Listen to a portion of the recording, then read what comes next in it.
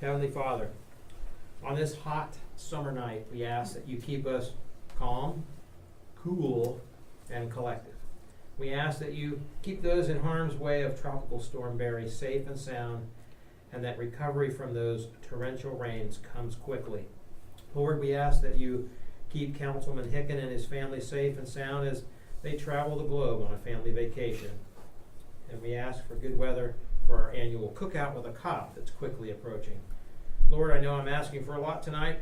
I know that we strive to do your will, and we ask for all of this tonight in your holy name. Amen. Amen. All right, Kathy, we ready to go? Roll call, please. Carter. Here. Walter. Here. Howe. Here. Barstow. Here. Hayes. Here. Hicken. Lee. Here. Okay, we have a quorum present. Mayor, Yes. can I make a motion? Sure. I'd like to make a motion to amend the agenda for this evening. I'd like to switch the resolutions, the order of resolutions 2019-055 and 2019-057. Just switch them in order. For what purpose, sir? The purpose, as I read them, is that Okay. if the first resolution, the 55, just say it that way, were approved and the second resolution, 57, were not, it would seem to me to be contradictory to itself. One is saying that we're going to approve a $34,000 increase for the sidewalks, and the second, the 57, is then approving the resolution declaring it necessary for the assessments. Sure.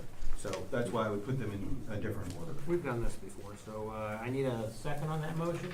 Second. Seconded by Suzanne. Discussion. Can you say that one more time? I just want to make sure I fully understand. So I asked BJ if there was any magical order to this, and he said no. The way they are ordered now, we would address the resolution 55, which is essentially saying we would increase the $34,000 to the contract. The resolution 57 then would come 2 resolutions later, which would be declaring it a necessity for an assessment, which, in my mind, would be in the reverse order. We would want to have the necessity for an assessment before we increase the price to the contract. And if making that change in the agenda doesn't do anything. The cart before the Both horse. gonna get voted type on. thing. Yeah. Okay, yeah. Yeah. Any other discussion? Roll, please. Walter. Yes? Howe. Yes. Barstow. Yes. Hayes. Yes. Lee. Yes. Carter. Yes. Very good, motion passes. On the citizens' comments, before we get to our regular folks that want to speak tonight, I think we'll jump into the BZA applicant interviews so that these gentlemen can do their interviews, and if they have to take off, they can take off. And I think we'll be looking for a motion tonight, BJ? The BZA is a council appointment, straight out council, so if the body would choose to do so, we will need a motion tonight to make the appointment. And I will turn that honor over to Council President Todd Barstow. Go ahead, sir. Yeah, thank you, Mr. Mayor. So we have 2 interviewees. Before we get started, before everybody rushes up to the podium, just want to lay out a couple of things. We have instituted a policy where we have a strict cutoff.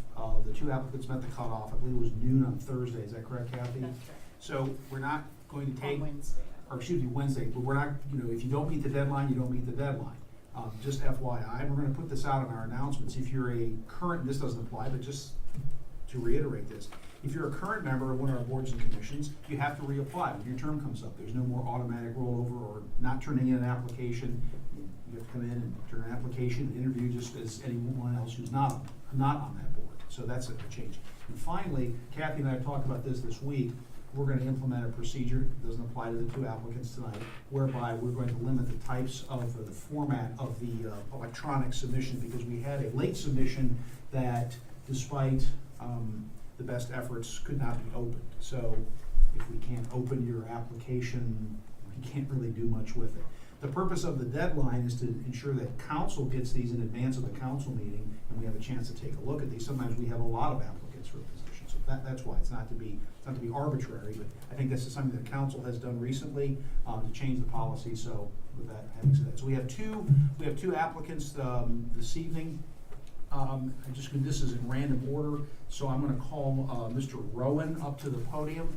The way we'll do this, we'll, go around and have Mr. Rowan make a brief, comment, what he'd like. Mr. Rowan reminds that we have your resume and we have your letter of interest. So if you come up to the podium, sir, please, and state your name and address for the record, and then we'll, give you some time to speak, and then we'll open it up for comment or questions from council. Thank you. Thank you, President Barstow. As mentioned, my name is Andrew Rowan. I am a resident of Pataskala. I live at 266 Stone Mass Loop here in Pataskala. I have been a resident of Pataskala for the past 4 years. Well, just over 4 years now in May.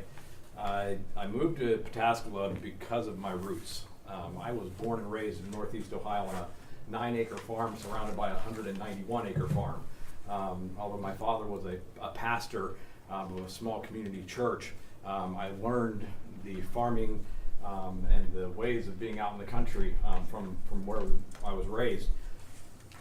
When I had my daughter, who just turned 6 years old, I decided that I wanted her to be raised in the same type of community.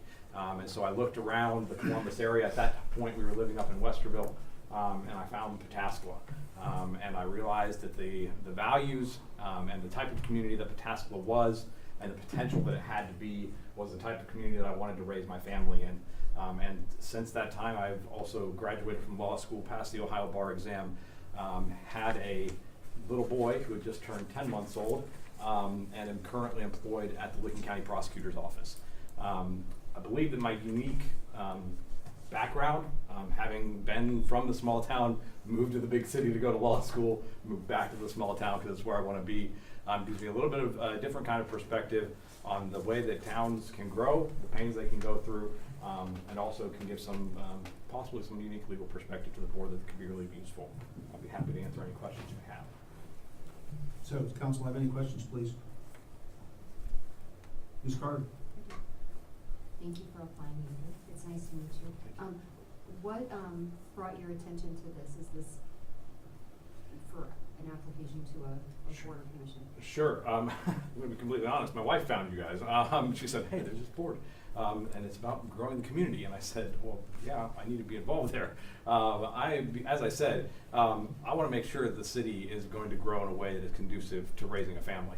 I want the city to grow. It needs to grow. It needs to prosper. We need new business. We need new community. We need development. Those are all very good things, very necessary things. At the same time, I don't want overgrowth. I don't want businesses that are not going to be good for the community and good for this, the families that live in this community.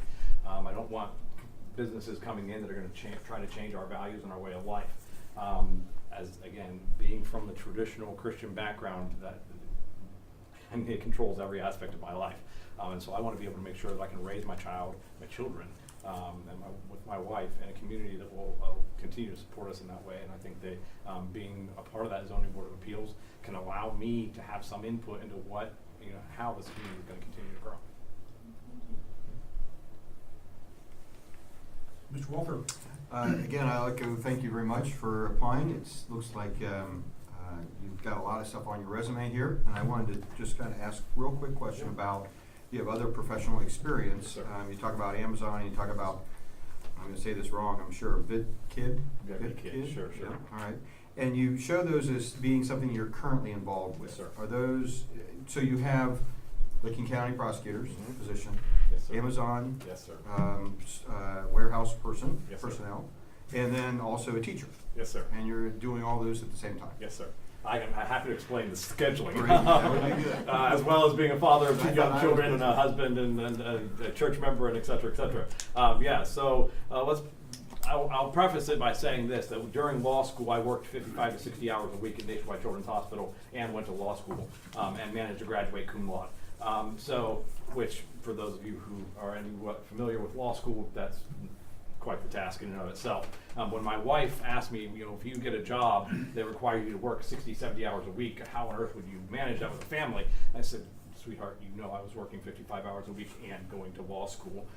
This is way easier. So to that point, yes, I do work 40 hours a week at the Lincoln County Prosecutor's Office. Fortunately, the position that I hold in the juvenile division is one that does not demand a whole lot of extra time.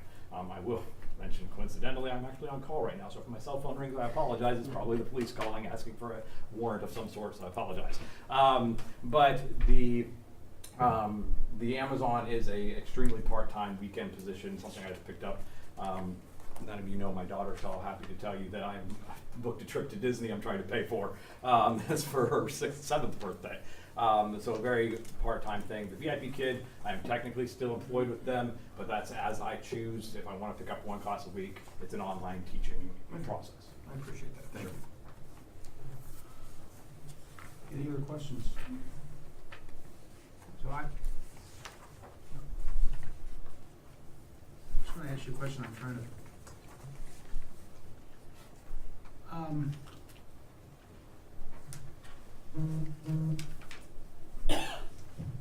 That's my phone, I think. Could you be more specific, could you be more specific on what you see well, let me back up, sorry. Have you been keeping track of what's going on at the BZA and then what's going on at council with development? No, I have not. So as I mentioned, well, I guess I didn't get specific. A recent law school graduated a little over a year ago now.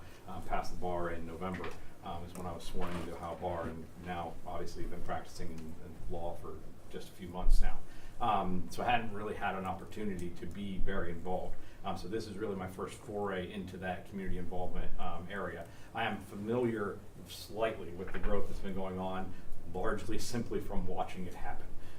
As far as the official activities of the board, I knew that the board had considered the Licking Heights School District had an issue that they were working through with the board. I'm only familiar with that because my child goes to Licking Heights schools, and so I knew what was going on in that regard. Otherwise, I don't have any official knowledge or have not done any reading into the work that they've been doing. Once again, just obviously from being in town, watching the businesses come, the developments, the housing developments that have been, blossoming all over town is really the only experience I would have with that. Have you read the current comprehensive plan or the draft comprehensive plan? I have not at this time, no. All right, thanks. Anybody else have any questions? No? Okay, Mr. Rowan, thank you very much. Thank you. Mhm. So next is Brandon Galick. Mr. Galick, come on up. Thank you, Mr. Barstow. Hey, Mr. Galick, just state your name and your address for the record, and then same procedures with Mr. Rowan. Brandon Galick, 257 South Main Street. So, I hate talking about myself first off, so this is going to be fun. I was born and raised Pataskala, grew up here my entire life, went to college for 4 years, came back, kind of the same story, small town feel. I love the community, and I'm currently downtown Pataskala. Mrs. Hayes is my neighbor. Restoring my old home with my wife. Been there for a year and a half now, and the biggest thing is I want to get involved in the community. I mean, I want to see the downtown grow. I want to see that the businesses flourish. I want to see the growth done in the right way. And so I know we've had some discussions, subdivisions and growth and everything in the last, since I've been here in city council meetings. I'm also a member of the Licking County Transit Board. I've been to 3 meetings now, so I'm still fairly new. We deal with the same types of issues of getting grants and money. The gas tax has been a real killer for us lately, so it's kind of been the thing we're working through. My next one is this Wednesday, so I just want to get involved and I want to learn. I want to know more about the zoning and the way the boards work, because I don't know a whole bunch right now. I'm just eager to learn more about how our community runs. If there's any questions, I'll be happy to answer them. Thanks. Yeah, council, questions? I didn't do that good Mrs. job. Mrs. Carter has a question. She always has a question. Hold on. Brandon, would this present any sort of a conflict with your other appointment to the Licking County Transit Board, I don't think so, no. time-wise or anything like that? Nope.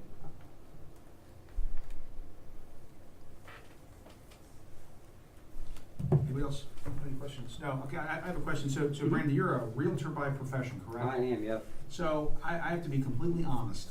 I have a real concern about having a Realtor on the Board of Zoning Appeals. Yeah. So tell me why I shouldn't be concerned. I've dealt with zoning ever since I've been in real estate. I'm going to be completely, objective. I want to see the city grow. I'm not here for personal benefit of zoning for me, so I'll be completely objective in what. Well, I'm not suggesting that. I'm talking just about coming from that background. Mhm. Realtors are involved with development. They're involved with buying and selling homes and seeing things like that. Yeah. I'm not implying a direct benefit. I'm just Gotcha. talking about your profession, Mhm. how that might inform your decisions on the BZA. That's my concern. Gotcha. Yeah, I don't think they'll affect them. I've been in some zoning situations where I've had to, be a part of, helping clients with what they need in zoning. So I have a little bit of background in how the zoning works. So I don't see it affecting in a way. Ms. Hayes? I've known him since he was in second grade. I was actually a student teacher. So he was really, really kind to say that I was his neighbor. So that's why I chuckled, because he could have been like, I've known her since I was Right. 8. But I can. You were only 10. Ms. Yeah, Hayes. absolutely. She I'm a was young, prodigy of sorts. And so I see where your connection having been formed. I know that you have aspirations to get involved more into local government. So that's why the realty side of it doesn't concern me, just because I've known him and know that his goals locally have been to, as he was newly married a couple of years and bought a home, is to get involved more. And my personal opinion, don't believe that it's professionally motivated, it's personally motivated. So that's why I'm not asking questions, just because I've known him since he was a child. Sure. So, Thank you. all right. No, thank you. Anybody else? No questions? I have a couple more. Have you Yeah. read the current comprehensive plan and/or the draft comprehensive? I have not, no.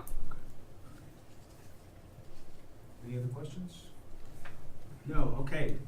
Gentlemen, thank you very much. I believe that we'll have a motion for consideration later on in the meeting. If you want to stick around, go ahead. Our meetings are just incredibly exciting.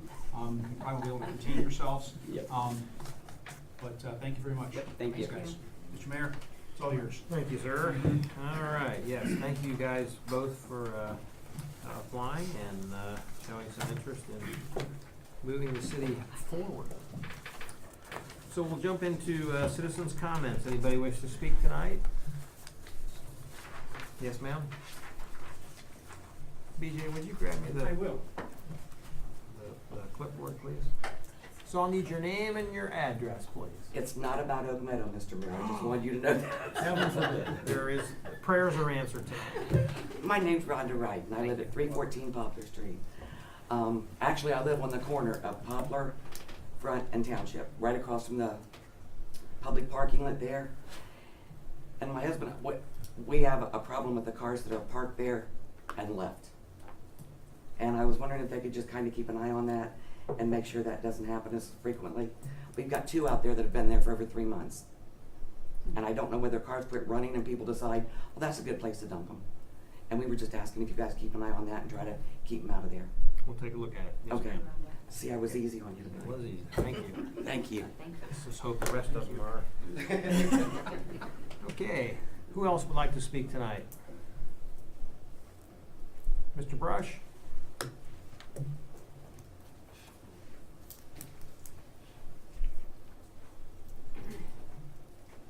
Former Councilman Bernie Brush, how are you, sir?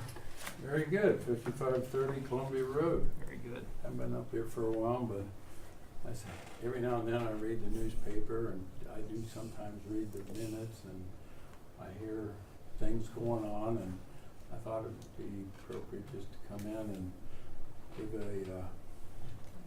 just an old person's perspective, since I did the merger, and I wrote a lot of different things that went into it, and had to do about this discharge zone, and we got zoning coming up, and we've had a comprehensive plan, and I think we had group that came in to, give us usually it's the college, rah, rah, rah, what we think your community ought to look like.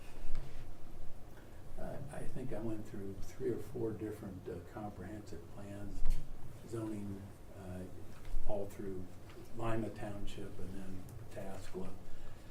And they're all good, and I think I was on 3 or 4 different referendums when we tried to do, what do we want to look like in the future, try to get a vision.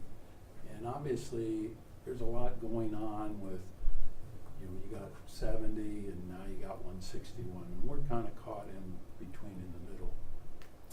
And I just see that it's an appropriate time that, I look at council, for the leadership and looking forward, how to solve problems. But then, I gave up on the Standard a long time ago after Tom sold it, then it was in the Advocate, and I try not to read it in there, but they had a long somebody wrote an article about what was going on in the zoning, and I kind of just paid attention. I got a few calls, but it sounded to me that, and I don't have anything against Steve Garabuso or anything, I kind of had a more of a burr about Forsey running things, but he's long gone. But it appears to me that, this happened, I don't know, back in 2012, they'd had a rezoning or BZA, and it was they offer a retail shop to sell guns and supply and include an indoor firing range, and that's what it was. But apparently there's been, and I've heard them as well at my place. I'm going, well, who's shooting today and what's going on? Doesn't bother me so much, but we've had it when we were on council. Mr. Compton was there, we had the Sportsman Club. And when those issues came up, we wanted to talk to the neighbors and see, let's not ruin this for everybody. We merged the township specifically so we had the right to discharge firearms. I heard some points that came up, and it's all hearsay what I hear, what's going on? And they say, well, that trumps zoning. And I go, no, wait a second. Discharge zone was there so we could hunt and we could discharge our weapons, practice for hunting or whatever, but it wasn't to run a business or make commercial uses out of that. That was a personal property right that we had. And we did it in the agricultural zones. And as that changed, I was on the agricultural committee. I'm the one that got all that started. We would review it and see, well, where's our zoning going? Who or what are we approving subdivisions for? And you can't discharge beyond the property line anyway. But it was all the good neighbor aspect. And these issues have come up in the past, and we solved them by going to the people that seemed to be perturbed about whatever it was and resolved it. And now it's, once it starts getting in the paper and starts bubbling over and I hear things, I'm going, well, where are we? Where are we going? What's the comprehensive plan? Because the more people that we have out here, the more crowd, I hear everybody loves development. Well, we did something unique in Pataskla. It was different than any other city for hundreds of years. There's only been 4 mergers of a township with a village in the history of that statute going back to 1904. Been a lot of attempts, very few that were successful. 2 minutes, Mr. Brush. Well, that's enough. I don't have to say anything more. Does that say my time's up? No, you have 2 minutes. I have 2 2 minutes minutes left, or I did? 2 minutes left Okay. out of your 5. I'm sorry if I'm That's fine. pontificating going on, but And when your 2 minutes are up, we'll ask if it's council's pleasure for you to give us some more insight. I just wanted to raise a concern that I think it appears to me that this should get resolved. I don't know whether you're doing it in the Ag Committee or not, but when it starts percolating a little bit, people want to see that the issues are being resolved, and we don't want to see, at least that I can see, where it ends up being a zoning issue and I think this goes back to the law director, I haven't seen any opinions or anything like that. I'd be happy to go to the Attorney General and get an opinion on this, but, I think that, the discharge zone is the discharge zone. But zoning is zoning, you can't create nuisances, and when you specifically go for zoning or you go for a variance, at least, Scott's a young man, but that's what you got. You wanna change it and do something different, fine. Then you come in and you go before the community. But it appears that something's going on that maybe wasn't originally attended, and I listen to 610, I hear the ads and stuff, and it kind of changed a little bit about, is outdoor shooting allowed or not? I don't think it was contemplated originally. I'm not saying that he couldn't do that, but I think it appears to me that should be something that zoning should look at. The other is look at your nuisance law. Come up with some particular idea of what's a nuisance. We used to do it. That was old Howard Hemsweiler, when we didn't want to give him what he wanted. He said, well, I'm just going to put a bunch of pigs there and stink you out. Well, that was just kind of how they played the game back then. But my point is, we should be better in looking ahead. And I wasn't here at any of the meetings. I'm not pointing fingers at anyone, but I'm just saying, I think it could be solved fairly easily, and just getting to what the facts are, what it is, and I think we all want to be good neighbors and do that. We do that.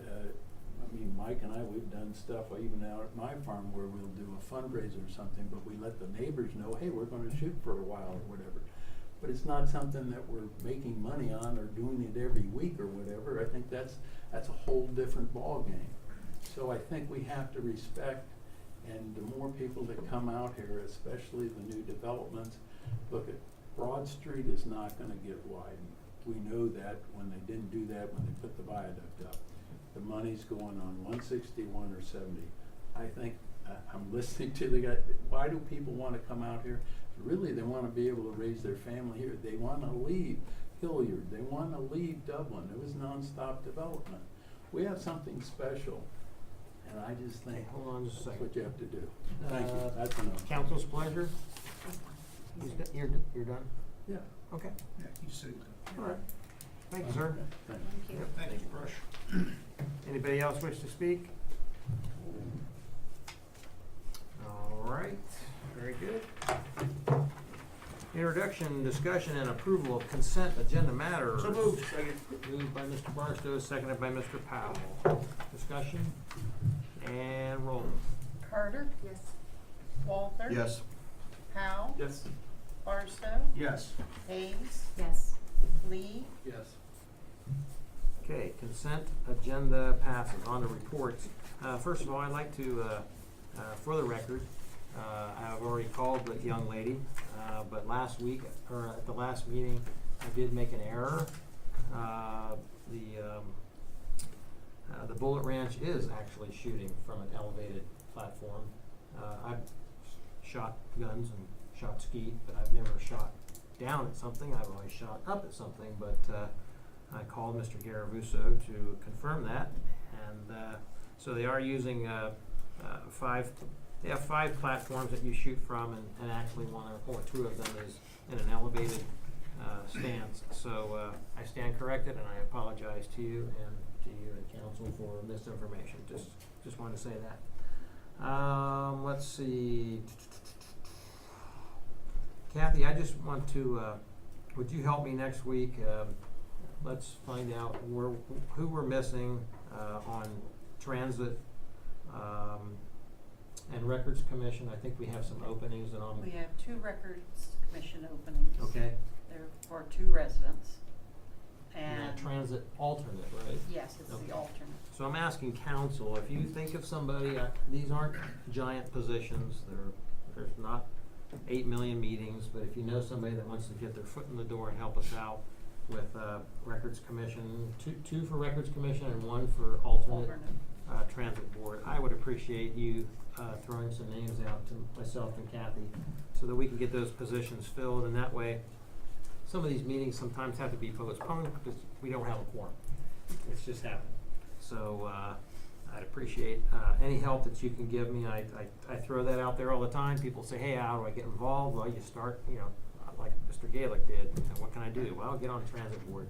It's nothing huge, but at least you get your foot in the door and people know you and they start to find out about you, and so you move up and you find out more about Licking County and Pataskala. So thank you for that. Oh, and by the way, there's going to be another opening at the end of the year. Pat Sager is stepping down from the, is it the senior, what's that actual title? Senior Citizens Liaison or something like that? It's the levy board. Levy board, okay, right. Thank you. Pat's obviously had some rough time with her hip and just health-wise, and Commissioner Black, or I can't remember if it was Dwayne Flowers or Rick Black that called me, but they said she's going to be finishing up. So if there's another person that if you know that would like to serve on that, that would be great. I think Pat's been on there for ages, so she'll be missed. I think all this other stuff we can do at a later time. Mr. Barstow, Council President, what do you got for me? Thank you, Mr. Mayor. I want to speak first to the comments made by Mr. Brush, and certainly I've been with Bernie for a long time, and as a backdrop to his comments, I don't know, about a week or so ago, I bumped into former Councilmember Fox in the grocery store. We had a conversation along these lines too, and I appreciate their historic perspective on what the discharge zone does and doesn't do.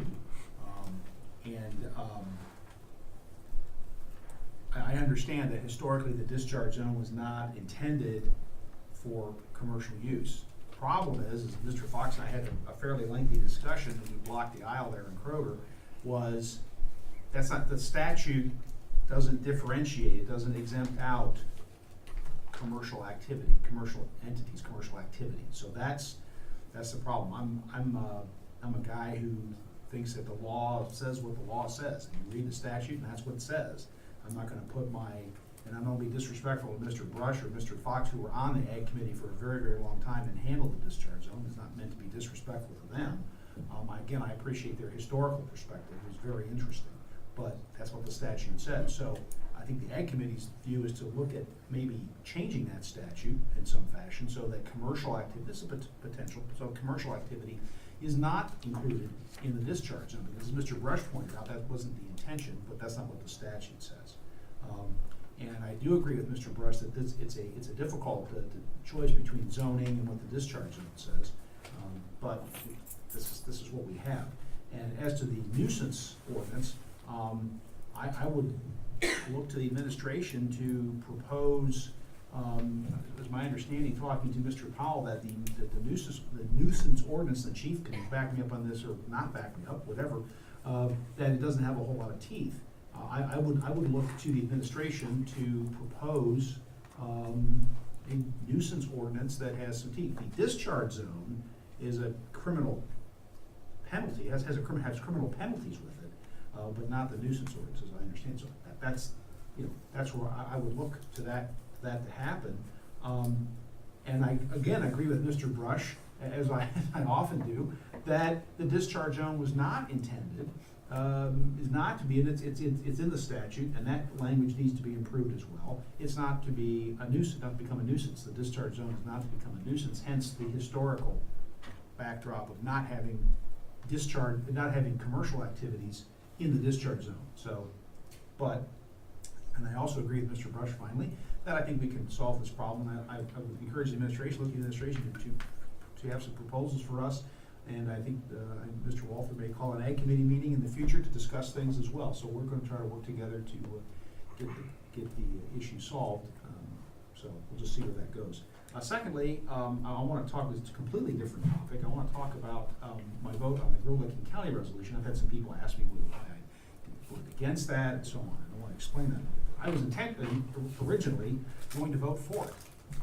But then I saw the payout scheme, the fees that different entities pay, and we pay what Newark pays. The same amount. A city that's 3 times our size, they pay $10,000 as well. And when Mr. Strum came, and somebody asked him, and I appreciate whatever councilman was asking, it was a good question. What is Pataskala? Why isn't Pataskala getting the growth that we see in other cities? And he outlined 3 things. We don't have an agreement with the schools. That's somewhat out of our control. We're negotiating, but it's a little bit out of our control. We don't control what the schools do. We don't have existing infrastructure, vacant buildings that some other communities do, that these developments find attractive. And to that point, and then also he commented on the council's view of development, and that's kind of speaks for itself that the council has spoken on that. But the day after he was here, I believe, in the Advocate, there was an announcement from the commissioners of Great Lake County that a company called Carvana, it's a used car company, is going to put a place in Heath. It's going to be a $13 million annual payroll. And guess what? They're going to build a building. They're not going to take over existing infrastructure. They're going to build a building there. So in a couple of years, when that building is done, or however long it takes, they'll be there. $13 million payroll. Today, on my Facebook feed from Senator Hottinger's office, and I believe Representative Scott Ryan's office, their official Facebook page, there's a picture of them with the governor over at the Port Authority and doing a groundbreaking on their 8th and 9th, I'm going to say that again, the 8th and 9th spec building at the Port Authority, which means that the Port Authority feels confident enough that they're going to continue to get business development, that they are on their own, apparently, I guess they're the ones who are paying for it, building 2 more buildings for people to occupy. So, I have to be completely honest, I'm just not buying what Mr. Strum is selling.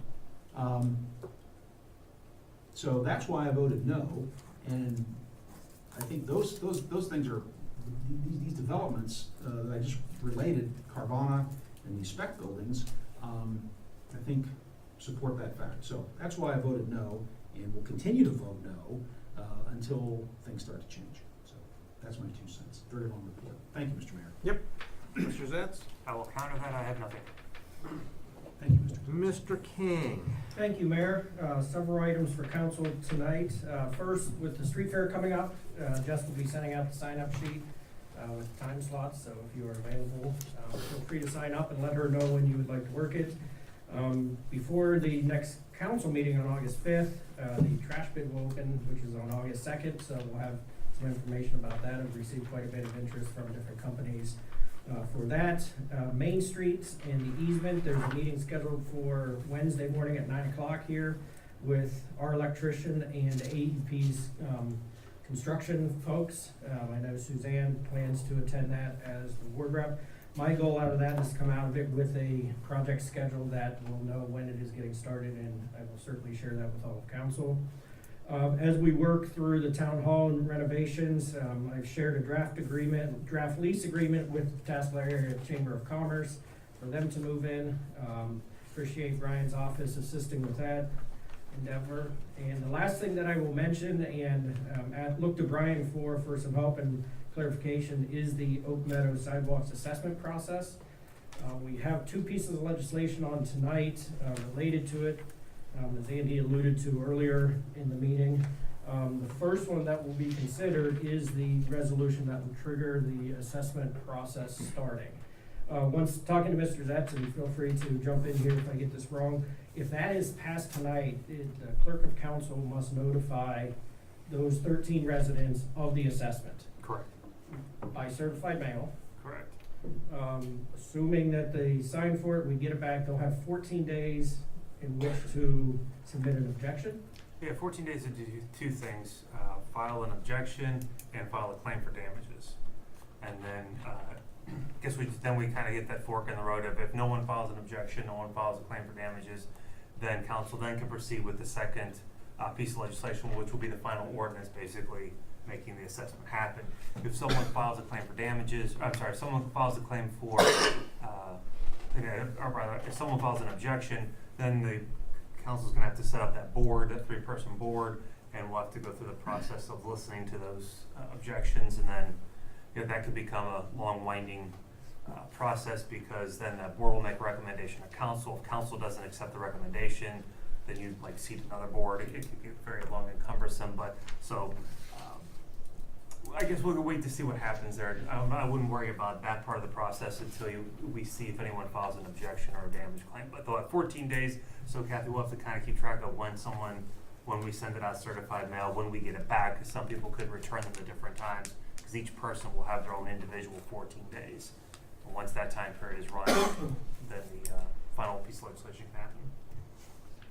The last time we did an assessment, that was the Oaks sanitary sewers. The law department provided the letters to send out to those applicants. Well, that was nice of them. Hint, hint. I wasn't sure if you would I be can doing that kinda get also. So Kathy, when I say the clerk of council has to send them, you'll get them. Yes. Whether it's, Either way, we can. Ryan and I will be working together Yes. on those letters. We will get them, and then you can send them certified mail and do that tracking. Not gonna ask you to draft that letter unless you want to volunteer to do that. We'll take care of it. No, thank you. Couple more. Spoke up quickly there, Kathy. Resolution 2019-050, request to leave that on the table until the August 5th meeting. That's for the community project policy. And then finally, Lanier and Jamie are both absent this evening because they are on vacation. Happy to answer any questions. Anything for BJ? Yes, sir. BJ, in your legislative report, I noticed that you had a part of this that kind of, I think, got a little, jumbled a little bit under the legal retainer, or the non-retainer It did get legal jumbled. service. Yes. I chose to ignore the second part of that. You should have ignored Well, section. pretty much all of it, section 2. So would you mind just giving us an update on that, please? Sure thing, and I appreciate you pointing that out. That was on my list and I failed to mention it. Section 2 and is for the non-retainer legal services. If you pay attention to the ordinance 2019-4343, which is the supplemental appropriation, the information in here is correct. This is old information that was carried over. The supplemental consists of 4 different things. First is $20,000 from the recreation fund for Lanier to use for things. The recreation fund money there is generated by registration fees, shelter rentals, sponsorships, all of that stuff. So in order to spend any of that money that's being collected, we need to do a supplemental appropriation to authorize money being spent. Second one is the outside legal scope, contractual services for court and legal function. We have our retainer, but anything similar to like union or grievances or one that is driving this right now is the ongoing Fannin and Deagle litigation. We use outside scope because that is much larger than just retainer stuff. Going through all this stuff, we've gotten pretty low on that fund, and we've estimated, hopefully not all of this, $60,000 should do it. Hopefully, it's not all of that. We'll only spend what we need with that. The third thing is $26,000 for the new planning and zoning inspector truck that's on the agenda, 16-year-old truck. That's correct. It stopped running. We had it looked at, over $4,000 for repairs. 49 and change. 49 and change, Blue Book values 2,000 and change. Correct. Looking to buy one through the state bid process, $26,000. And then the 10,000 is the AEP grant that we received earlier in the year that we were gonna put towards the comprehensive plan. So happy to answer. Hopefully that covered it all and that was not Yep. too long-winded. Not too much, but long-winded. So the one point I'd make, and I'm absolutely for parks, and I'm absolutely for recreational purposes, but my concern is that this sounds like, and I could be wrong, but this sounds like this is kind of an after the fact, looking at what we've had to spend in the budget for Parks and Rec and having to come back for additional funds because we've spent more than we had, or we're getting close to that. And I'd only mention this to say that that's probably the wrong way to do it. Understood. So I just want to point that out, that I really, Yeah, I can appreciate what you're saying. Certainly as additional programs have been offered as resulted in that, and I think we'll see a different budget process this year, knowing the new norm for those additional projects or additional programs. Mr. Mayor? Mr. Mayor? Yes. I mean, Mr. Walters correct, but I mean, we do have a new director there, or, What I guess I'm implying is just if we can make sure we get the bugs out of the system so that we know that stuff ahead of time. I know this is a new venture in essence to bring in more programs. It's great. Right. But if we know that ahead of time for 2020, that'd be helpful for the budget. You will certainly know that ahead of time for 2020 and the next 5 years through our projections. right, I think that, again, we have a new person in there, and so I think it's a little bit of a learning curve to get that. So I'm with Mr. Walter. Lanier's done such great stuff there and has really done great things with the parks that, I think it's money well spent. If I didn't think it was money well spent, I'd have another tack on it, but again, I think that, Mr. King will, talk to Mr. Crawford about planning and work with Jamie for budget planning. It's really an important part of it, so, thanks, good point. Tommy? Yeah, I'm not sure if this is the exact right time to bring it up, but I will anyway. I just want to reemphasize what Mr. Barstow said about Bullet Ranch. I think that this is an opportunity for our administration to step up to the plate and collaboratively, and when I say that, I think you heading it up with Mr. Fulton, Mr. Zetz, and Chief Brooks. I think that there's so many moving parts to it that we all kind of, I don't know if we don't understand, but it's complex. So I would just ask that for the business owner and for the residents that deserve something, I think that we need to find some type of resolution. So I would just ask that that's put on the front burner and we can resolve this sooner than later. And I agree, there are several components, as we talked about the nuisance law, the discharge, we know all the parts in here, and what we have to do is just get to the point they're all married up and they make sense working together. And, I do, looking at Mr. Walter, the Ag Committee is gonna be a part of that as, okay. Is it reasonable to think that we could have a solution or some solutions to look at by that meeting? That's absolutely, yeah, And the proposed meeting will be August 5th. yeah. So, And with that being the time, assuming it's gonna be scheduled tonight, that'll be the, target to have those solutions presented and vetted through the committee. Not to jump the gun, Chief, but is it reasonable to have some type of at least idea if we can do the third party, if you'll have an answer on that by that meeting as well? Yeah, I already emailed ODNR, waiting to hear back from them. Okay, that's all I got. Anything else for BJ? Down here. Yes. Right. First, BJ, thank you very much for your email on the 11th regarding the police station. Okay. I wanted to follow up on a couple questions that I had posed, not only in the email but previously. One of them had to do with an update for discussions with the architect regarding financial responsibilities for that work due to plan issues. I'll just leave it at that.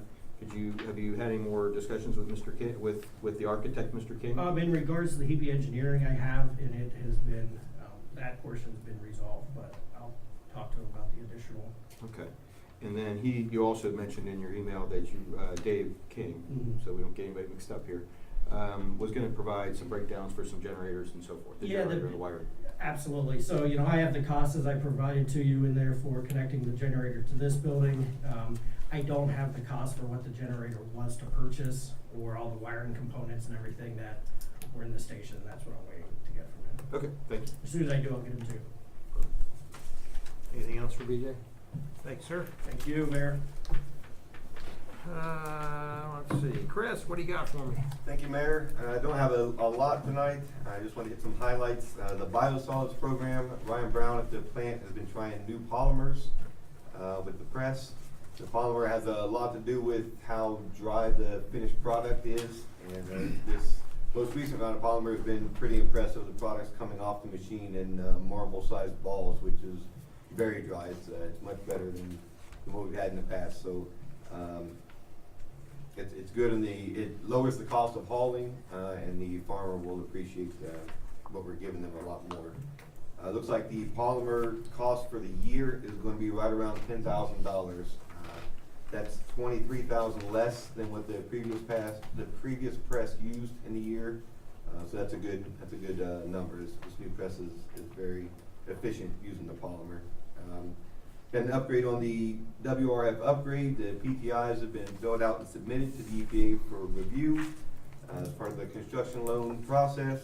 Because we're using the nutrient reduction funding, there is a second review that it has to go through, so it'll take a little bit longer than normal PTI review, and the EPA is not known for being super speedy on the review process, but they have assured me that we're still on pace for an October award date, which is what our schedule's been the whole time, so that's good. The lead and copper program sampling is done. Notification to the residents is complete, and back to the EPA is finished. So that program has to be finished by September, and the crew got it done in 1 month instead of 3, so that was good. We did receive Friday a draft copy of our newest discharge permit for the wastewater plant. So we have 30 days to review and submit any comments back to the EPA on any parameter changes that they've made. One of the things on that is the I&I program. It's not super strict, but there's a 12-month requirement to have a plan developed and an 18-month requirement to have a schedule to implement that plan. So that's a process that we've already gotten ahead of the game on, going through the RFQs, looking for a firm to develop that plan. So we're on track with that. The rate increase, there's a note on the bills that's going out, and will go out every month from now until the customer actually sees the increase, which will be around March. That is on the bill, and every other month starting September will be a letter from me that explains what the rate increase is, what each actual dollar amount of the increase is going to be for each of the steps moving forward. So that'll go in there to give everybody enough notice. By the time we're done, there'll be 7 bills with a note on there and 4 different inserts to go with the bills to give everybody a heads up on what's coming. Last thing I have is there's a new social media outreach posting that went up today. So if you're interested in the exciting world of valve exercising, go ahead and take a minute to give that a read. Outside of that, I don't have anything else. Be happy to answer any questions. Yes, sir. I noticed in your report the Duke's root control. Yes. What kind of cost is that for, I don't know if you break that down per linear foot, or if you break that down, for our system in general, but what kind of cost do you see per year for that? So per year, we don't do the whole system for it. It's mainly Old Town. We have trouble spots on the old clay lines that get roots in, and it runs right around $2,500 per year. The sections that we do are broken up into thirds. So we do a third of our trouble section each year, and then they come with like a 3-year guarantee coming off of them. So. Any idea what kind of linear footage you're talking about, or trouble sections? I do. Well, this section here is basically Oak Meadow Drive, from Duke Station all the way back to the new section, Bentry Lane, that area. Okay. So I bet as far as the linear foot, I don't know. I can look it up. I just wondered for my own edification what that was. Yeah. And then just a quick question, as far as these letters that are going out, I'm not sure, with Mr. Hicken not being here tonight, I don't know if that's something that the utility company may want to look at, the first one going out? So I emailed the committee members, Okay. and Mr. Hicken has seen it, reviewed it, and gave it the okay. Okay. I didn't hear back from the rest, so. Okay, I must have missed that one. I can send it to you again. Yep, I'll look for it, because I would love to see that. Okay, thanks. Anything else for Chris? All right, thank you, sir. Alan? Thanks, Mayor. Two resolutions on the agenda for tonight. One is 055 for the Oak Meadow Drive sidewalks. I've already discussed that one. The second one is for the Pataskala Safe Travel Plan Phase 3. That is for Hull & Associates to design the next phase of the Safe Travel Plan, which is the eastern intersection of Broad Street, Main Street, and Township Road, putting pedestrian facilities across there. We budgeted about $30,000. That came in around $20,000 for design of that. And for project updates, the Safe Travel Plan Phase 1 and 2, contractors should be out there next week, starting on that. For the Oak Meadow Drive project, they will start the week of August 5th, so here in about 3 weeks, I believe. And then this year's ramp will be starting, concrete work will start July 29th, and then they'll start on the paving work the following week, that'll be August 5th as well for that one. Got a number, around 20 different drainage calls between a week and a half ago, between that Wednesday and Sunday. I've gotten back to, I think, just about everybody that's called me on that, but we had some spot rain of about 1.5 inches in 20 minutes from what I understand, and about 7 inches of rain, and that 4-day time period, so a lot of flooding, but I think we've got a lot of those addressed or working in the process. And then finally, Mink Street, some of that flooding was on Mink Street. I think that was just a lot of rain in that one area, not because of anything we've done, but have had the engineers go back and take a second look at that as far as the drainage calculations and make sure that those were done appropriately.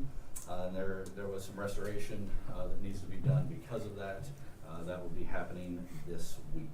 And then, of course, Mink Street is back open now with some work remaining yet to be done. Happy to answer any questions. They were actually out there today restoring some of that erosion issue, and I had a question on that. Some places I see they put the erosion mat that has the seed in it, the weeds stuff, and then other places they just seed and straw. Why would they, with the steep as those ditches are, why aren't they doing all the weed mat? I don't know the answer to that. I would have thought that in the areas that are more likely to erosion that they would have used the mat, but I've not been out there since they've started doing that again, so I can certainly look into that. Today as I came, you know, I got here about 4:30 or 5 for our leadership meeting, and they were out working, but they were doing both, and that's what strikes me as, you know, as that's something that's gonna have to catch very quickly so that we don't have any more issues. But again, I'm glad it's open. I love it. I have to set my speed control Yes. because that's what happens on a new road. But I still hope BJ and Alan, we can work with Morpsey and have a ribbon cut. That was a huge project that took many, many years, and we couldn't have done it without them, although we probably could have, but it helped in the long run. You know, and I say probably could without them only because it took so long with all the phases and things that happen when you have a grant. But I'm still thankful that it's done after 35 years. We've got a nice new road. So, and I actually saw somebody was biking today, and they were in the bike lane, and I mean, it's just really, really nice. I'm getting a lot of compliments. So, but I'd love to do a ribbon cut on that. So, and include Let's our talk Morpsey Wednesday friends. morning when we're together. What's that? Let's talk Wednesday morning when we're together about dates. Very good. And striping, you know, as I go around Licking County, I'm seeing that somebody's, not us right now, that's my question. They're at least touching up the white lines on the roads, which to me, really jumping out as something I'd love to see us do, make sure that we're putting the edge lines. Is that something, where are we at with striping and what time of the year and So we have I believe about 8,000 to 10,000 budgeted for this year. Honestly, I just haven't had a chance to get to that yet. okay. And that can be done up till like November, right? So Fairly late, yeah, I think October probably be cut off. yeah, Havens Corner is fading pretty bad. Well, Havens Corner doesn't have it at all. It's the yellow striping in the middle that's fading, so we don't have anything. That's why I say I'm seeing some of this white line striping, which if the middle line is faded, that still helps you, you know, guide yourself down the road. So If you'd slow down, Mayor, you wouldn't. I just told you I'm using my speed control. We didn't so- say where you're setting it. Yeah, 35. Okay. I don't want to get busted by our own speed trailer. Additionally, I would mention that I plan on using that for crosswalks and stop bars in the subdivisions. 8,000 to 10,000 doesn't go very far on striping. And then, of course, as part of the ramp, we've got striping included in a lot of that paving. We may want to look next year, build a little bit more into the budget for things like Havens Corners and some of those old chip seals, but we're also getting close to being ready to have new chip seals on those, so I'm balancing that, but I work for the street committee. Yeah, it wears off pretty quick on the chip seal. So, and since I got you here, I get Yes, sir. Summit and Havens Corners. Were those double course chip seal or just single over the blacktop? Those were before my time, and I don't know the answer to that offhand. Okay, we can talk Wednesday then.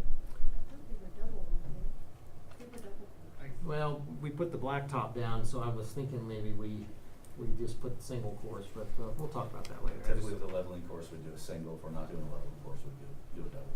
All right. And today, I called Bruce and he sent out an officer. I had a resident call me and Actually, his wife called me last week for trucks speeding on Summit Road coming from Morse. And today the call was the dump trucks were from the construction of the school were going through Woodside. So we sent an officer out, and I would like administration to please reach out to Dr. Wagner. I don't want to go directly to Robertson. I think we go that way. Yeah, yes. And ask that they make sure that that's not happening, and to watch the speed. And I don't know if we have any signs that say no construction traffic or something, but maybe that'll help. I'm not sure, but I'm just throwing it out there. So thank you very much, sir. Anybody else have anything for Alan? Yes, sir. Alan, on your, on the resolution tonight for Hall, first question I have is, has this one been bid out? Do we have them all proposed? No. Okay. The second one I have is, you know, in your budget, you talk about you talk about engineering and bidding. The question I have is, the amount that you're asking for in the resolution tonight, does that include bidding? Yes. Okay, so essentially we're about $9,000 under budget, because the budget was for 30,000. It's gonna go for 21 or whatever it may be. Correct. And bidding is included in that. Correct. Okay, perfect, thank you. Yes. Anything else for Alan? Thank you, sir. Oh, I'm sorry. Do you foresee any road obstruction on Oak Meadow during the street fair because of the parade? No, they will not be working, of course, that's on a Saturday. They will be working the days up to that, but they will be on either Pat Haven Drive or Hickory. They're well aware that they need to have the site, the whole area, entire area cleaned up and parade ready. So no, there will be no obstructions except on Pat Haven Drive, one lane, in the curb section, so they'll still allow 2 lanes of traffic. They'll have materials and equipment stored there. Thank you. Yeah, I think that was stated very early. Yes. Yes, sir. One other thing, just on the Mink Street, first of all, congratulations for getting that done in the middle of July, with all the rain we had this year. The work over at Leeds, I was hopeful that you would make sure that the contractor cleans that up and he gets it all completed before he leaves the project. I know they're still out there They are doing aware their of that. final work, Mention but that again. please keep that in there, Yes. on their list. All right. Very good. Mr. Fulton. Thank you, Mayor. 2 pieces of legislation this evening. Resolution 2019-054. As Mr. King mentioned, that's for a new planning and zoning department truck. Currently, the cost of repairs that we see now exceed the current Kelly Blue Book value of the truck. So we found one through the Ohio State competitive bid process, so we're looking to get that passed this evening. Also, ordinance 2019-4341. That's the rezoning request for the Scenic View proposed subdivision off Middle Ground. It's a 60-lot subdivision. We're still having some outstanding issues with serving the site with sanitary sewer. So until we get those issues resolved and a clear path forward, we are respectfully requesting that be tabled until we can get those issues resolved. And finally, one thing that was not in my report is we will have 2 high grass and weed assessments for the August meeting, so I just wanted to make council aware of that. Aside from that, I'm happy to answer any questions. Anything for Scott? All right, very good, sir. Thank you. Okay, Chief Brooks. Thank you, Mayor. I just have one item tonight, and that is I want to remind everybody that the Peltonian will come through next Saturday, August 3rd. They start at 7 downtown. 2 Saturdays, I'm sorry. The first few guys are incredibly fast, and they usually come through between 7:30 and 7:45. And the last one rounds up around between 2:30 and 3. So I would avoid the central and western back roads on the foot. We'll be putting our signs up, correct? And I know Pelletonian provides some as well. Yeah. They're gonna cross Broad at what, Summit, isn't that usually where they? Yes, sir. Yeah. That's usually across, okay. Yeah. Summit to Cable. There's a stop at the high school, and then on up Cable to Old Maids, and then out of the city. Okay. I think that's where we're putting our electronic board signs on Broad Street to warn about Summit and Broad. Okay. That's what we've done in the past. Mhm. I don't want to assume. Okay, Yeah. very good. And Pelletonian does offer or provide additional Signage. Yeah, to help with traffic control. That's all I have. Anything for Bruce? Chief, yeah, there's been a lot of bit on Facebook. I know we had a rash of this, of car break-ins throughout the city, and then and I don't think this is true, but I just want to bring it up. I see some residents claiming that the police department will not come out and take a report if somebody's car gets broken into. So I would, yeah, well, not everything, is totally accurate. But I think that if maybe on your website or through social media on the city website to put out that, because I think some folks may see it in isolation. Hey, just my neighborhood got hit, and I would think it might help you to find out who's doing this, who's behind it, if there was some coordination. So maybe some social media emphasis on, hey, if something gets taken out of your car, we'll come out and take a report because we want to find out who's doing it, and also to help with figuring out who 1, 2, 3, however many people are behind this. So I just thought I'd throw that out there. I did that today. Okay, I didn't see it. I just kind of rolled my eyes when I saw people saying, Yeah, and that's absolutely not true. I know, People come but out I just want to let you know that's what people are out there. And so that made some people think, oh well, they're just they're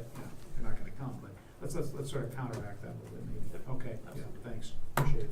Yeah, usually when that happens, I'll talk to somebody and they'll say, yeah, the cops never do it. Well, 30 years ago, 30 years ago, come on, man, you're living in the past. Let's get, we've got a great department and a great chief, so that kind of stuff doesn't happen. So I get tired of hearing that. And I didn't believe it, but I suppose maybe if somebody said, well, somebody went through my car, but they didn't take anything, nothing was damaged, and maybe there's not much point in coming out and looking, but you may come out just as a courtesy. But we still want those people to call. Okay. Because that's how we, track things. I know, that's how you figure out what's going on. Any little bit helps. That's So I just thought I'd throw that out there. I thought maybe that's what some people might be thinking of, so that, okay, I can understand that to some extent, but still, I know what your goal is. So, okay, cool, thanks. And with the type of video equipment you have now, Right. even if they haven't taken anything out of your cars, you might get a perfect shot of this guy. So Exactly. all right. Exactly. Cookout with a cop. You want to mention a little something about that? I don't have a lot of information yet. There's a meeting Wednesday, as you know. Right. We'll know more after that. Well, it's the 27th, 10 to 2, Freedom Park, Cookout with a Cop. That's all you guys need to know because we'll be doing the same thing we normally do. So, but yeah, we'll have a meeting on Wednesday, but we won't have another meeting here. So, Cookout with the Cop's coming up. And along the lines with the police station, I just want everybody to know I'm working with a local landscape company who may take the opportunity of having a employee give back to the city day and possibly landscape the whole police station. So working on that. So just wanted to pass that on. I think that's going to be awesome. So would you? Did you hear the young lady that spoke about the vehicles on Poplar? Will you take a look at that and see if those are I made a note. legitimately tagged and let's see what's going on with that. Let's mark them and see when they move and all that good stuff. Anything else for Bruce? Yes. I just wanna mention, the 27th, isn't that the same day as the thing going on in Foundation Park? Yes. Movie and- Different times. So We're that's 10 to at 2. about He's 5? late. Yep. Okay. Yep. He's 5 to 10 and we're 10 to 2. So Okay. yeah. By the way, don't chalk any of those tires. That was determined to be unconstitutional. When you said that, I almost had a heart attack. I read Don't. Okay. Actually, Chalk's illegal now. you cannot. It's a Fourth Amendment violation. You cannot chalk tires in the Sixth Circuit. So Ohio, Kentucky, Michigan, Post-it notes. no chalking tires. No Post-it notes.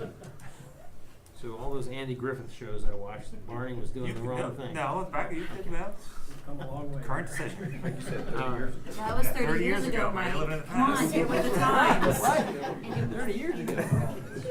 Okay, That was like 40 years ago. thank you. That'll be $100 for the Lions Club. Okay, committee chair reports. Anybody got a report tonight? I Yes. think Mr. Powell does. I Yes, do. sir. The development committee met tonight.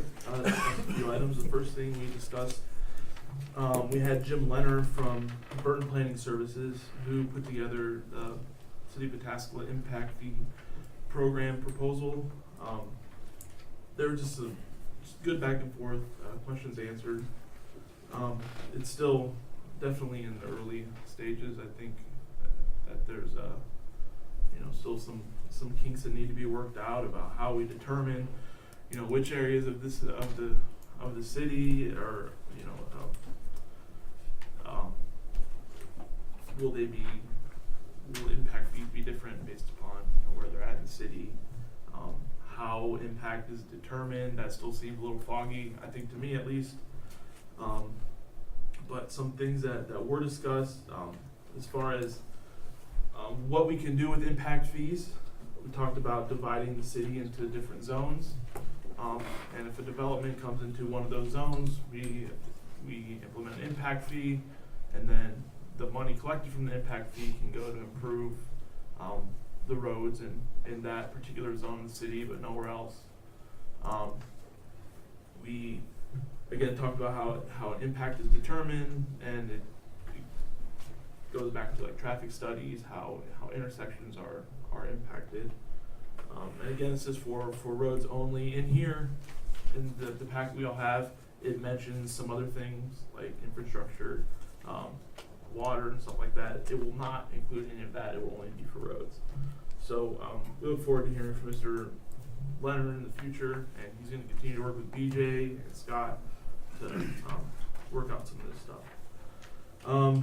Next we had Connie Klima, who represents the developer who's developing the Sage Point development, which is at the corner of Summit and Cleveland. They currently have a proposal at Planning and Zoning to rezone to the Planned Development District. Is that correct? That's correct. And that's been tabled since March.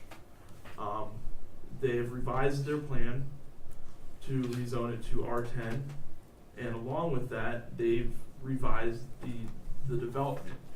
The original development was more of the cluster design that we have been seeing come before us.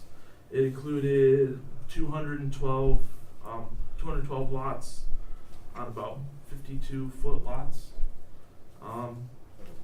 They have reduced the number of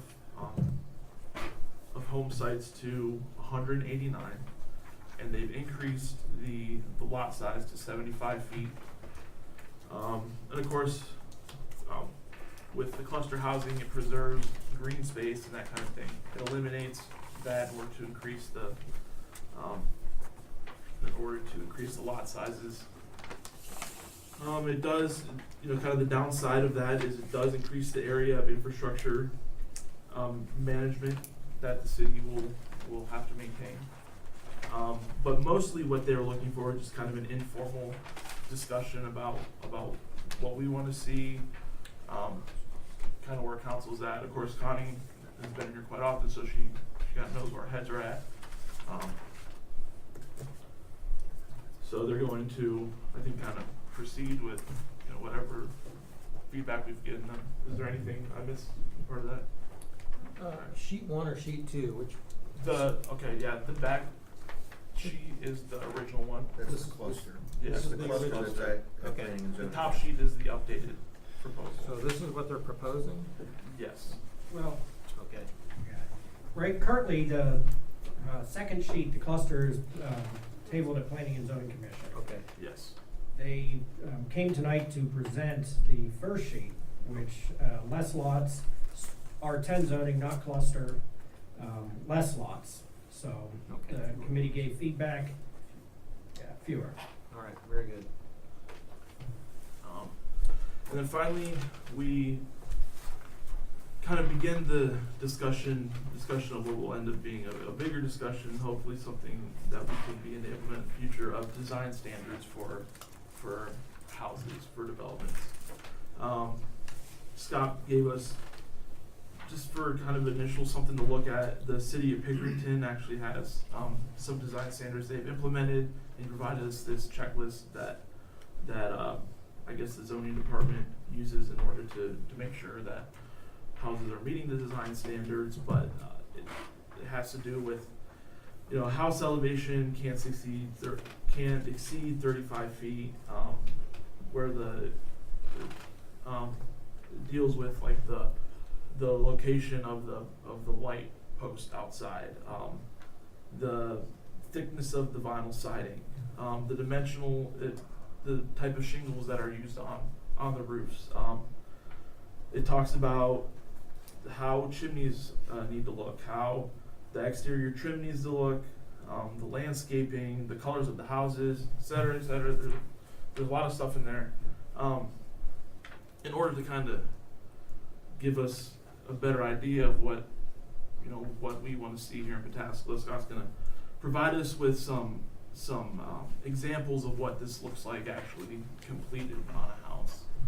He's also going to provide some other municipalities' design standards that have been implemented, so we can compare and contrast and see, what could work in Pataskala, what won't work in Pataskala, and to do it in a way where it's not too cumbersome upon developers, and where it also at the same time achieves our goal of having some kind of uniformity and kind of a more, I don't know, just a better look for the developments that come in. So that'll be a discussion, that'll be ongoing for a while. But I'll be happy to answer any questions. Tommy? Yeah, more of a comment. I sat in on the meeting, and I really appreciate the back and forth, because there was a lot of good information that you guys talked about, and a lot of great points you guys brought up. I know Mrs. Carter said it twice now, and I couldn't agree more, that we need to have something so we can all figure out where we're at.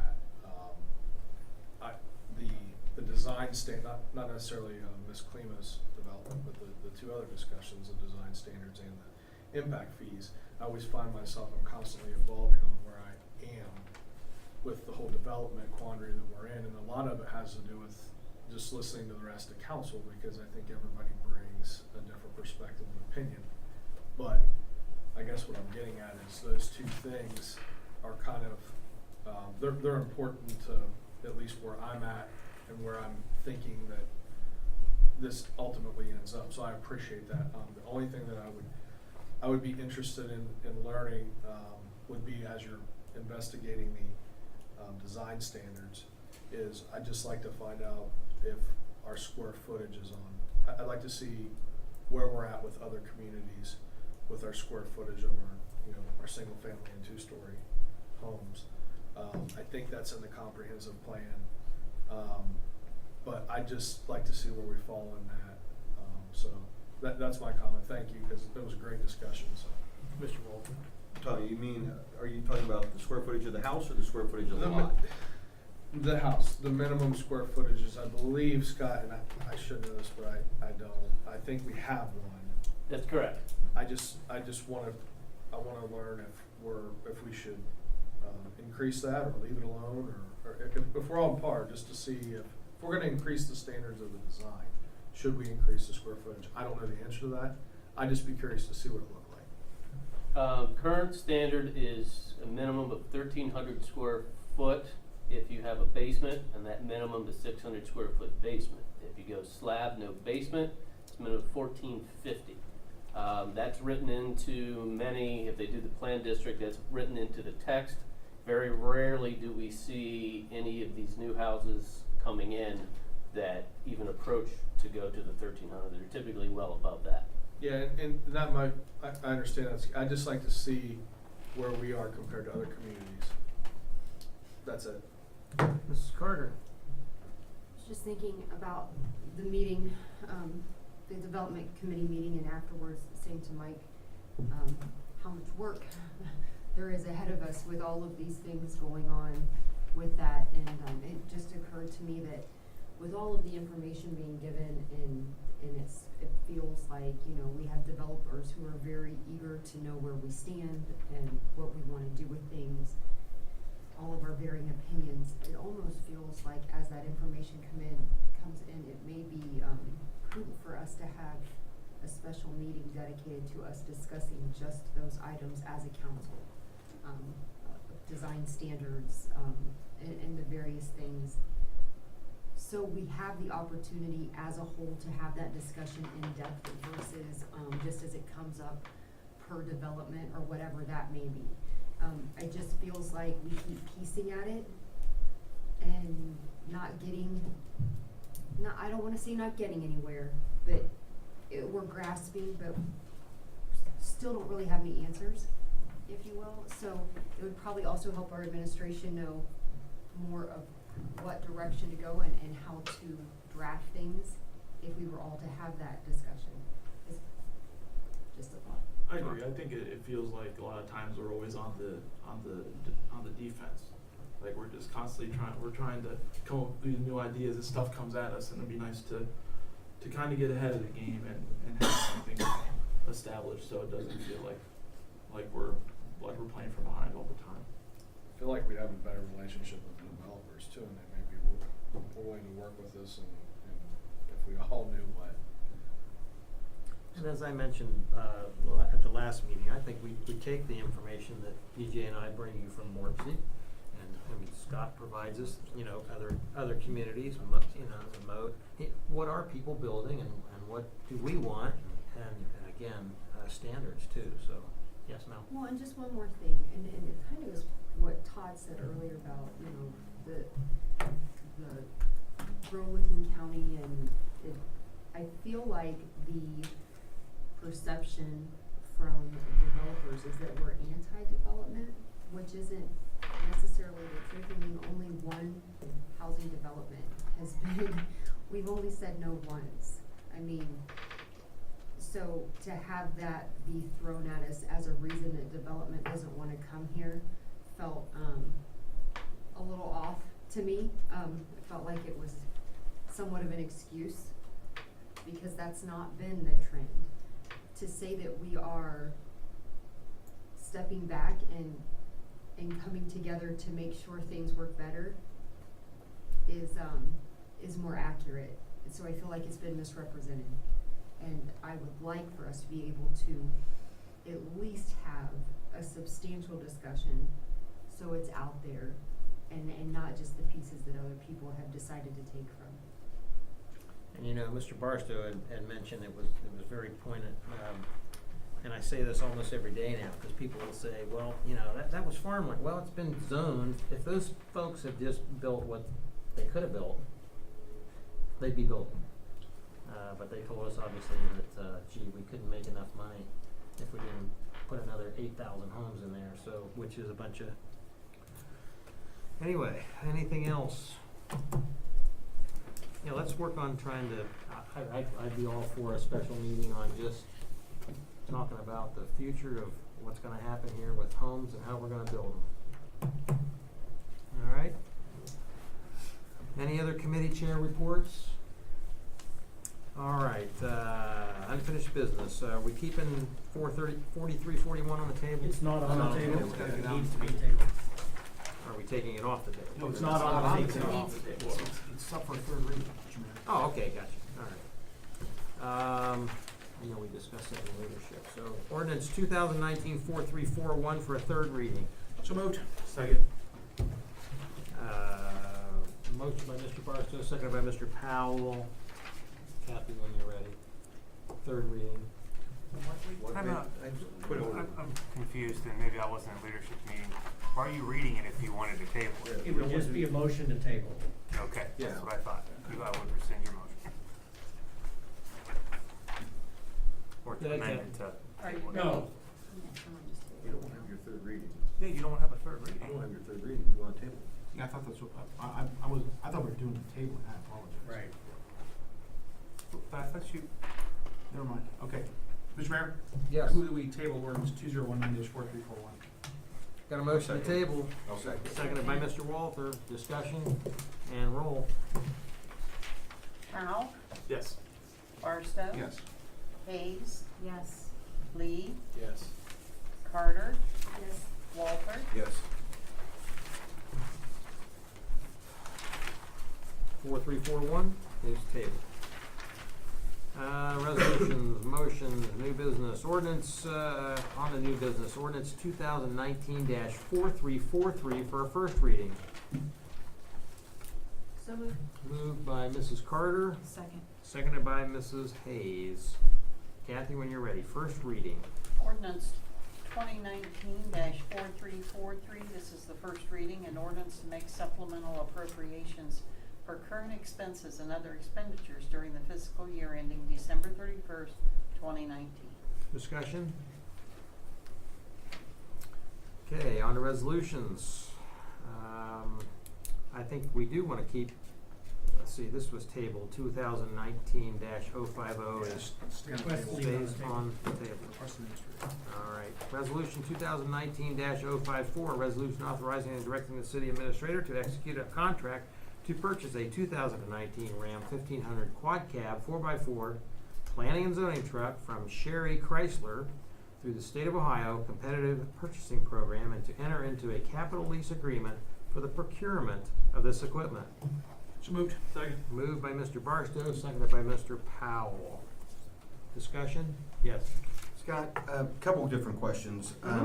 First, you know, when I think of an inspector's truck, I don't think of a 4x4 or a quad cab needed for an inspector's truck. Could you give us a little bit more definition of what is this is going to be used for? Why do we need to have a 4-person vehicle for an inspection truck? That would be my first question. The quad cab is the extended cab, so that way you can keep things inside the truck. Okay, so it's not a 4-door cab. Correct. Okay. Correct. They just call it the quad cab, but it's Extra space. essentially the Okay, it's extended not a cab. 4-door. And currently, the current truck is 4x4 for so sometimes when he's on job sites, and it's muddy, it helps him get in and out instead Snow. of having him get stuck. Snow, ice, mud, yeah, I would see. Okay. Got it. Thank you. Oh, and that's Piqua, by the way. That dealership is in Piqua, Ohio. No, I said tip. Yeah, you were close. Any other discussion? Kathy, please. Hayes, Yes. Lee, Yes. Carter, Yes. Walther, Yes. Powell, Yes. Barstow, Yes. Resolution passes. Resolution 2019-057, a resolution declaring the necessity of constructing sidewalk improvements and to levy and collect special assessments for the construction of sidewalk improvements upon adjacent lots located on the east side of Oak Meadow Drive. So moved. Moved by Mr. Barstow. Second. Seconded by Mr. Powell. Discussion? And roll. Lee, Yes. Carter, Yes. Walther, Yes. Powell, Yes. Barstow, Yes. Hayes, Yes. Resolution passes. Resolution 2019-055, a resolution amending Resolution 2019-037 to increase the contract with Rock River Construction for $34,000 to include installation of sidewalks on the Oak Meadow Drive Improvements Project. Mr. Mayor, Yes. I want to talk to the law director for a minute. Okay. In private?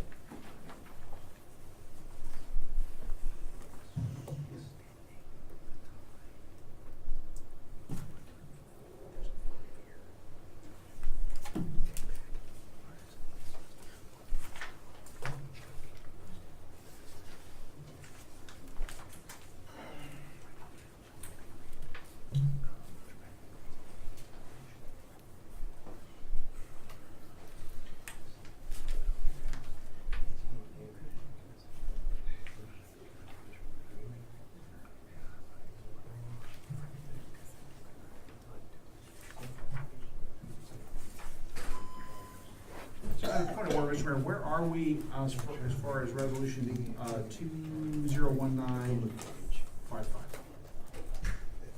Has that been read yet? Yes. 5-5? Not 55. I just read it. Yeah. So I need a motion. Did I get my motions already too?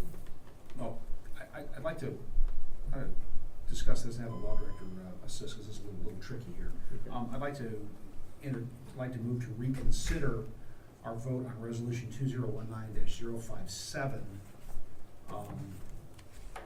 because there is a time period in there, I believe, of 5 years. Is that correct, Mr. King? Yes, there's a period of 5 years, and appreciate you bringing that up, Mr. Barstow.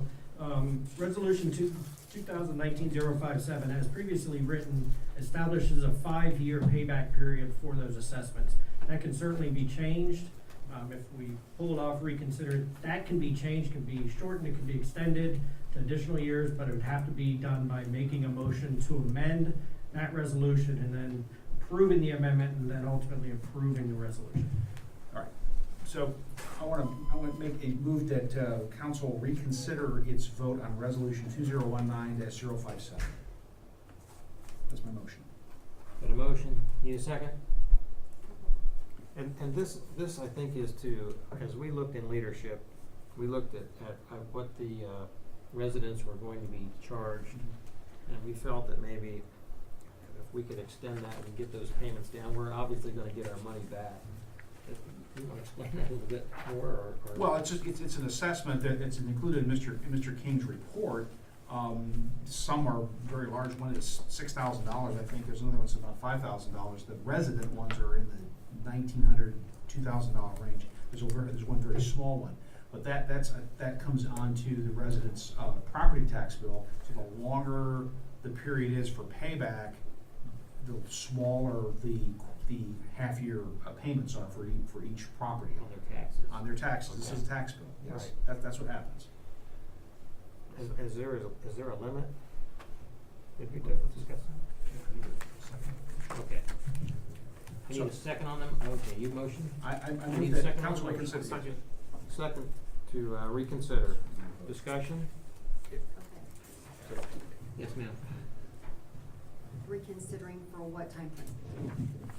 Well, we'll discuss that when we get into it. Well, that's what we're discussing now, right? Well, We're trying to get there. I tried to explain, the mayor got a little bit ahead of me, but what this is we can go back and during discussion time, if this motion passes, we can go back during discussion on the resolution and discuss if we want to extend it or not, keep it at 5, make it go to, I think the maximum is 10 or something, somewhere in between. That would be the discussion. So the motion to reconsider would be to just discuss again? Is that what that is? Would be to undo the vote, Undo the vote and And then bring have it it again and have more discussion. go to that period of time when it had been moved and seconded, yes. Got you. Any other discussion? Yeah, I understand what we're trying to do, but if we were to not reconsider, would it stay at 5? Yes, it would. So if we're, I mean, I'm open for the discussion, but I feel pretty strongly that it stay at 5, so. Well, and I will say ultimately, whatever it is decided, if we take this off the table, remember, this needs 5 votes of council for us to proceed. On a reconsideration, yes. Right. On the assessment resolution, whether Yeah, it's reconsideration or not. Yes, I think on the reconsideration too, I think, I'm not sure. I'm not sure about that. We may decide to keep it at 5. I just wanted to have the discussion about whether keeping it at 5 or moving it to 6 or not moving it at all. Any other discussion? There was a second. Okay. Any other discussion? Go ahead, Kathy, with the roll, please. This is to reconsider. Carter, Yes. Walter, No. Powell, Yes. Barstow, Yes. Hayes, Yes. Lee, Yes. Okay, we're back into the rediscussion phase. Would you like to elaborate one more time on that, or? Sure. Again, what happens is that if council, ultimately, if this assessment is passed, these assessments are passed, they're placed on the individual tax bill of each property owner, and the amount is directly related to the frontage on the sidewalk project. So you have longer frontage, you're gonna pay more. And BJ put this in his report, as to how much the estimate is that each homeowner would have to pay. So these are then placed, ultimately, they're gonna be placed on the tax bill of the property owner and pay half your taxes. So if it's, the longer the period is, the smaller each half-year increment is that the property owner has to pay. The downside of that is it takes the city longer to get its money back. But that's just the discussion that we had at leadership, and I apologize for not bringing that up when we were discussing it originally. So that's the discussion that we would have had we not have to do all this falter roll, thanks to me. And I think we actually took a couple samples and kind of divvied it up to see what it would be, and you know what? That adds some substantial money to somebody's mortgage, so, yes, Not ma'am. to their mortgage, to their tax. I'm sorry, To the tax. taxes, so the largest being 80 Oak Meadow Drive, which is the, That is the Washington strip Auto. mall, right? Washington's Auto Mall. Correct. Washington's Auto owns that. so, I mean, it's not a single taxpayer's, home property taxes, like, this is for the owner of the strip mall who's getting the income from the strip mall, correct? Yeah, it is, it's Washington Auto Washington's Parts store there. and the Goodwill, just the two buildings. And then the next highest one, the 5,000, is the Oak Haven Apartments. That's the apartment. Yes, sir. I feel pretty strongly that it stay at 5. I think that we recoup our money as quick as we can, and if the apartments and the shopping center need to invest a little bit in that area to make it look nicer, it doesn't hurt my feelings. Okay, any other discussion? I agree. Any other discussion? Okay, so we're just gonna revote on Well, I guess it depends if there was a motion to amend it, to change 5 to something else. doesn't sound like, no, there's no motion to amend. Everybody wants A to leave motion it. has not been made to amend the resolution to change it for 5 years. Alright, now let's have a review. Okay, happy? We gotta have a motion now to, somebody's gotta move to adopt it now. Okay. I move to adopt resolution 2019057. Got a motion to adopt, seconded by Second. Mr. Powell. Discussion and roll. Walter, Yes. Powell, Yes. Barstow, Yes. Hayes, Yes. Lee, Yes. Carter, Yes. Okay, resolution passes. Resolution 2019-055 has been read, and we're in the discussion phase, I believe. Or did I get a motion on that? Did I get a motion on that yet? not yet. Okay. I need a motion on 055. So moved. Moved by Mr. Powell, Second. seconded by Mrs. Hayes. Now we're in the discussion phase on 055.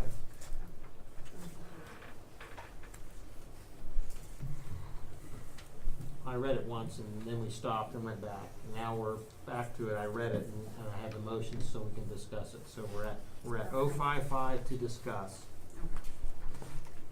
for the Rock River Construction Company to get another $34,000 to include the sidewalks on Oak Meadow. Discussion and roll. Powell, Yes. Barstow, Yes. Hayes, Yes. Lee, Yes. Carter, No.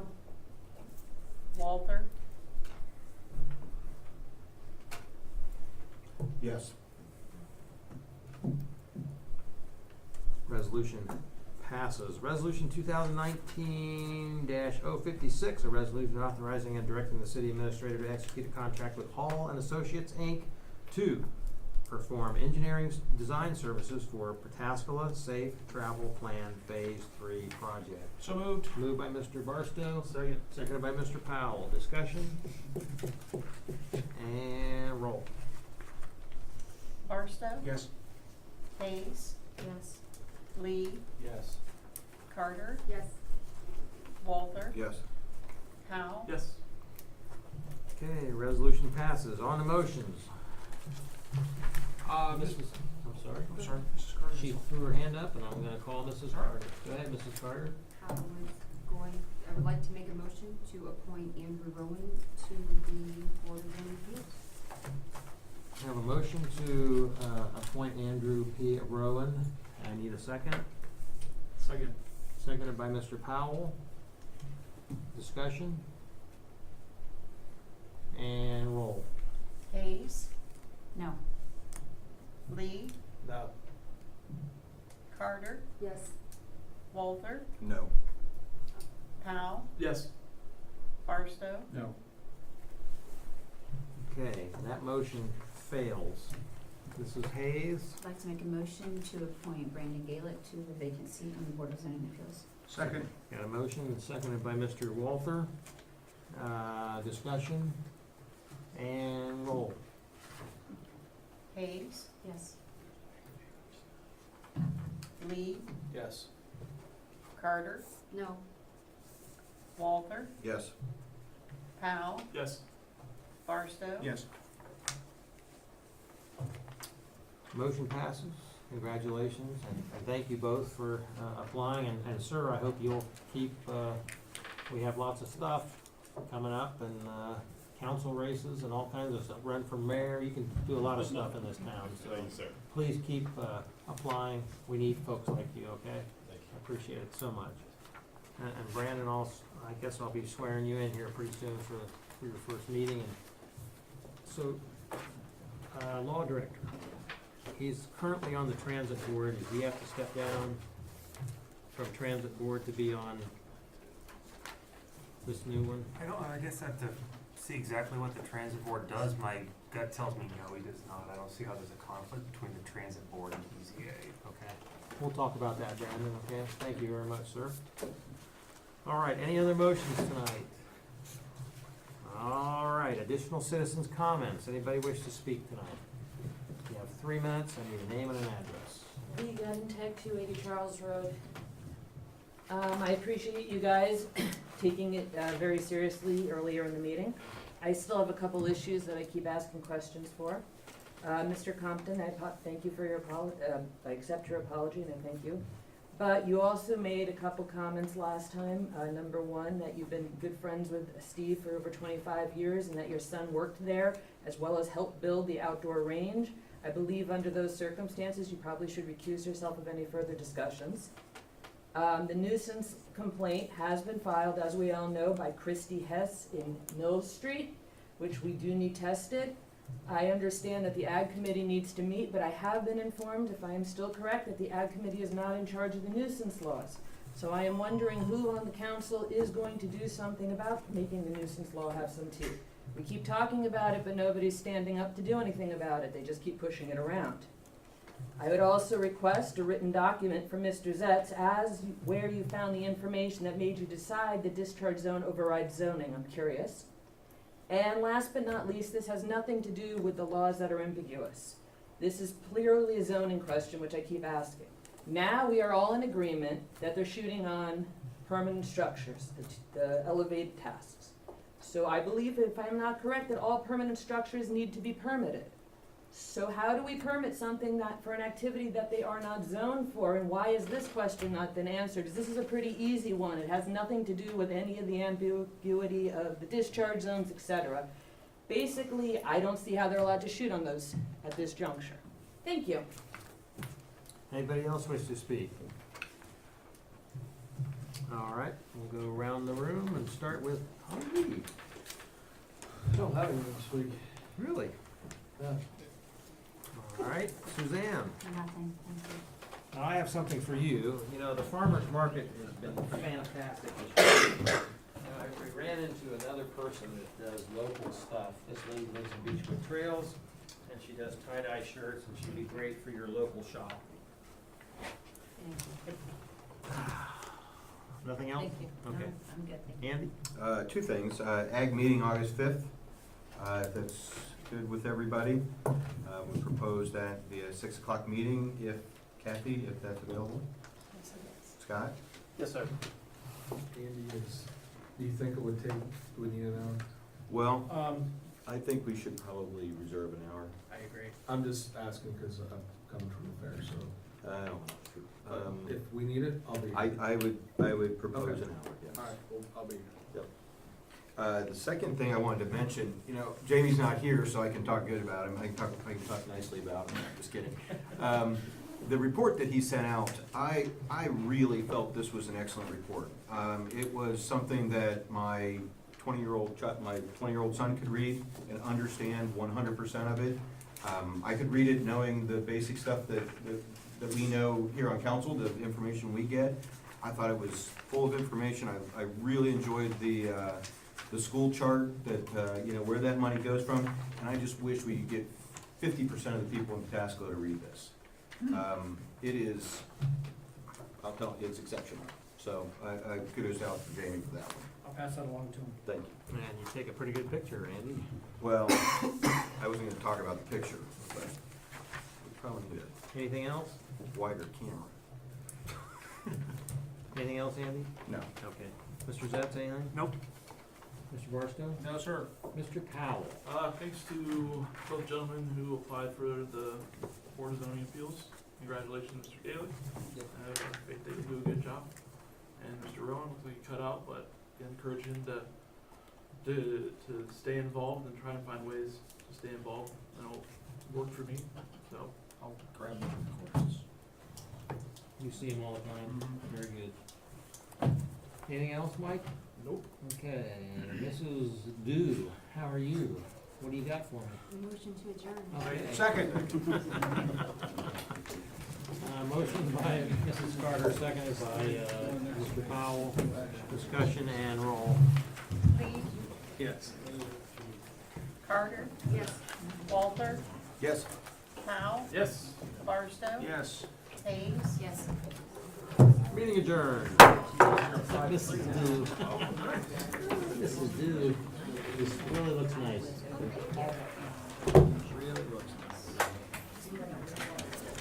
Hey, congratulations, Scott, Operations Planning Director. So the next meeting, second Monday,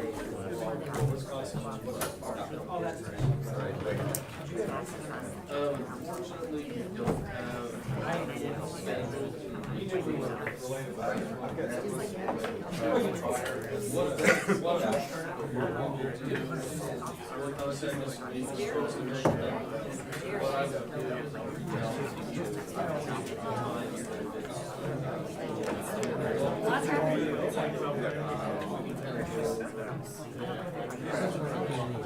What's going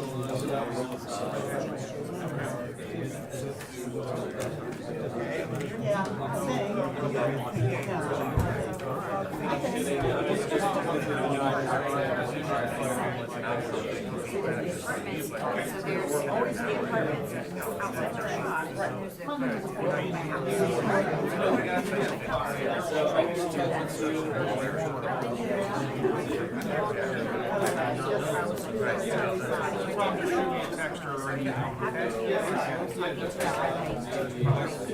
the shop, there's the Oh, yes, I would have told you. Congratulations, Bill.